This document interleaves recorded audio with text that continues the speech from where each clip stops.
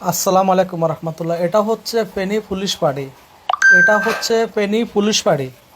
বর্তমানে আজকের অবস্থা, রিক্সা পুরা ডুবে যাচ্ছে। আল্লাহ সবাইকে হেফাজত করক। আর একটি কথা, আজকে যারা হায়দার ক্লিনিকে আসবেন তারা একটু ভেবেচিন্তে আসবেন। হায়দার ক্লিনিকের রাস্তাটা পানির নিচে আছে, এখন যেতে অনেক কষ্ট হবে। কোনো অ্যাম্বুলেন্স যাবে না, সিএনজি যাবে না। হেঁটে হেঁটে যদি যেতে পারেন তাহলে আসেন। আর টাং রোড থেকে মহিপাল পর্যন্ত আসতে আজকের ভাড়া 250 থেকে 300 টাকা নিচ্ছে। 250 থেকে 300 টাকা নিচ্ছে বিশেষ প্রয়োজনে।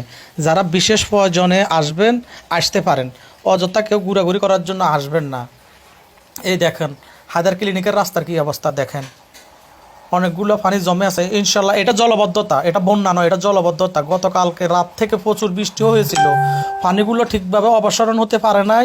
পানি চলাচলের রাস্তা ঠিক মতো পরিষ্কার করে নাই আগ থেকে, এই জন্য এই অবস্থা হয়েছে ফেনী শহরে।